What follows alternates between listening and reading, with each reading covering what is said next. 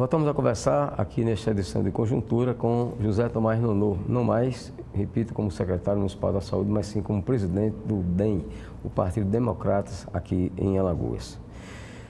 Bem, presidente, qual a avaliação que se faz do resultado da eleição em Alagoas e no Brasil em relação ao Democratas?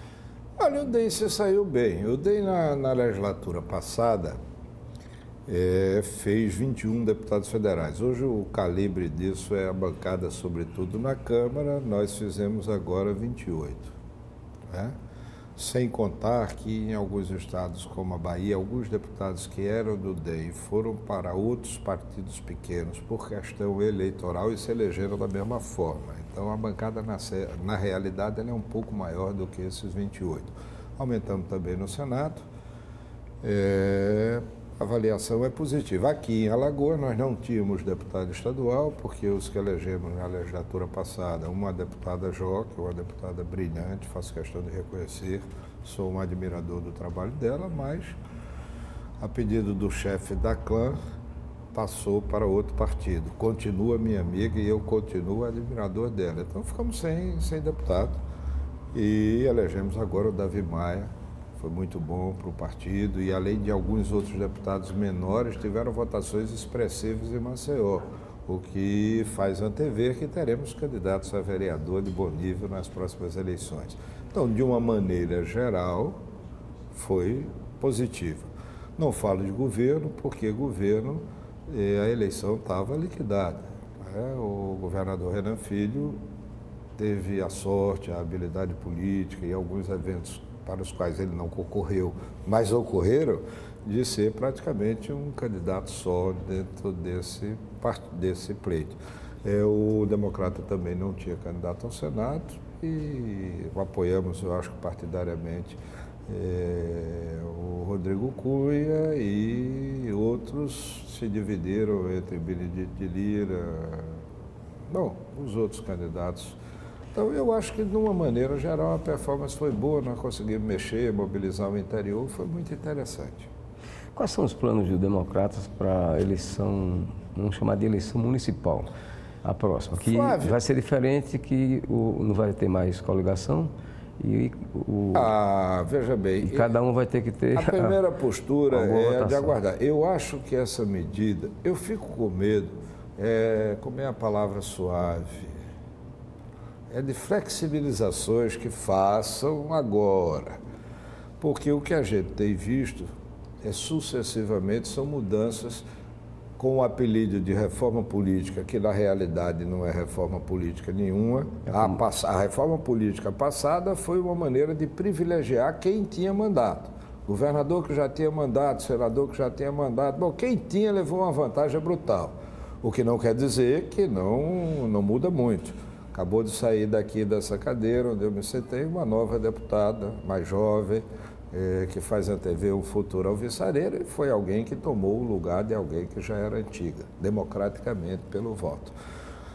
Eu não sei se essa vedação, essa cláusula de desempenho vai ser mantida. Se nós fôssemos alemães, eu tenho certeza que era mantida. Eu visitei o parlamento alemão há muitos anos atrás, e foi curioso porque a Petra Kelly, que era a deputada do Partido Verde, que teve a maior votação da Alemanha, perdeu o mandato, porque o partido dela não atendeu aos requisitos de ter tanto por cento em cada departamento, que equivale ao nosso estado, enfim, não fez tantos deputados, enfim, tinham critérios lá, como tiveram aqui.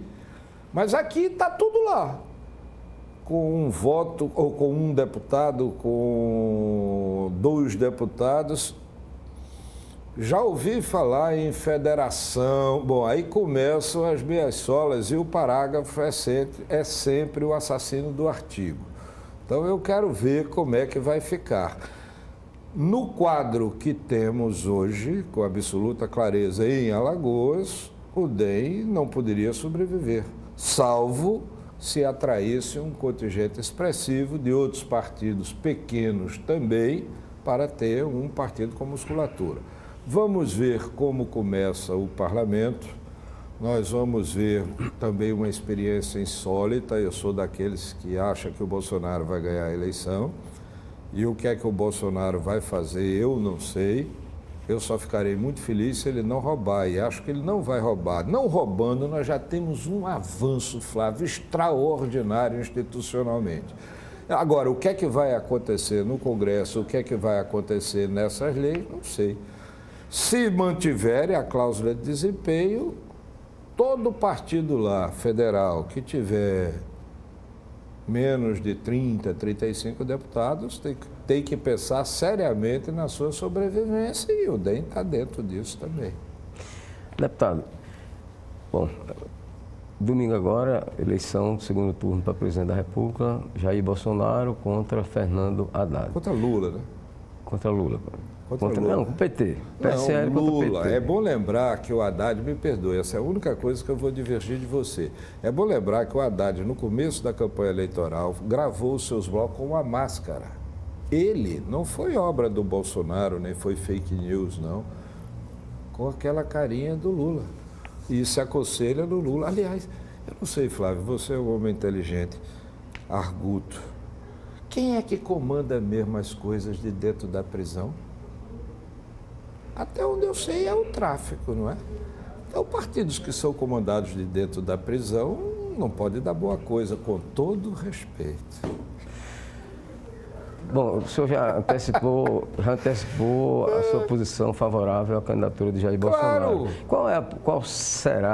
Qual seria a posição do DEM no eventual governo Jair Bolsonaro? Não sei. Veja bem, o DEM, a exemplo de outros partidos, liberou os seus adeptos, mas o ACM, presidente do partido, Antônio Carlos Magalhães, prefeito de Salvador, no mesmo dia disse: eu voto em Bolsonaro.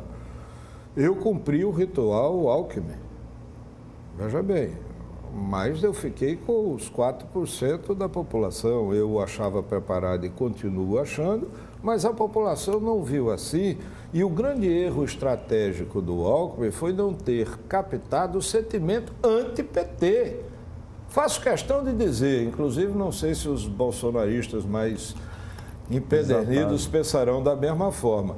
Dos votos do Bolsonaro, 20% é do Bolsonaro e 80% é contra o PT, é contra Lula. É gente que quer ver a lei aplicada, que quer ver ladrão na cadeia, cumprindo a pena.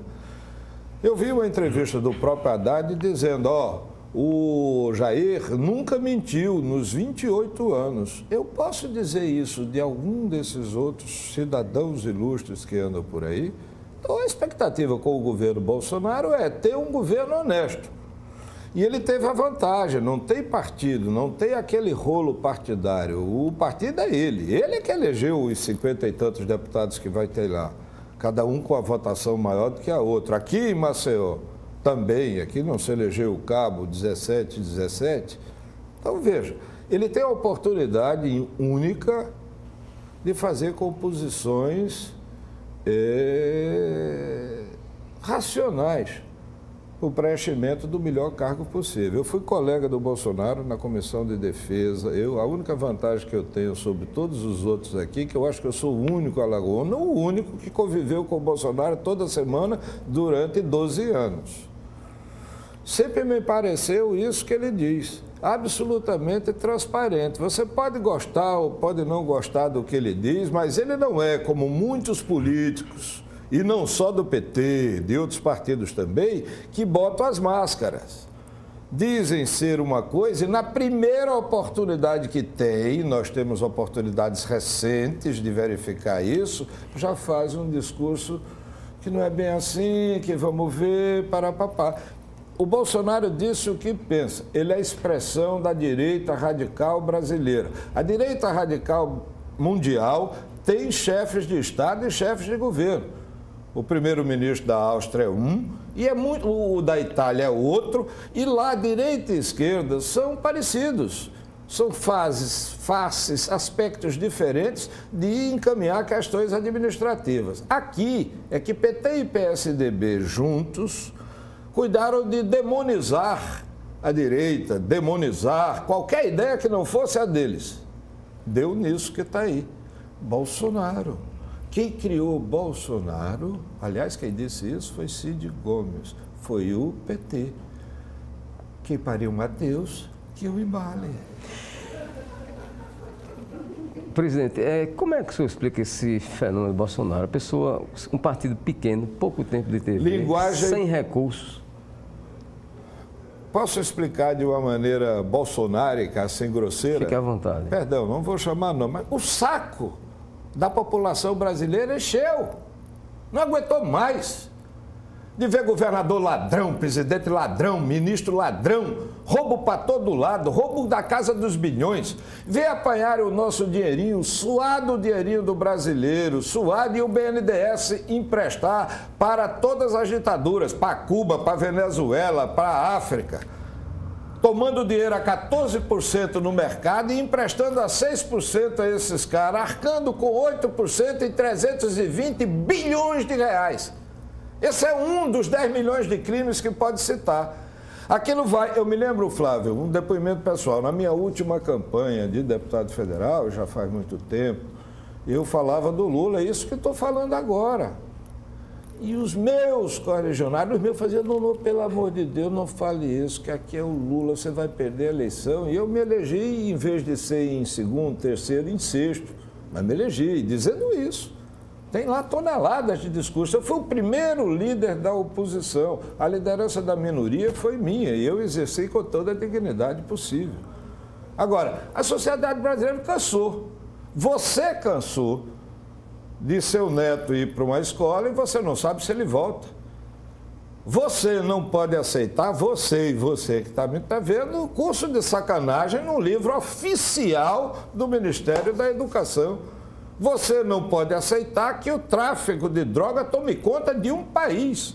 Você não pode aceitar que um movimento pago pelo governo invada a sua propriedade, invada a sua casa. Você não pode aceitar este circo em que se transformou a cidade brasileira para que os palhaços pudessem roubar à vontade.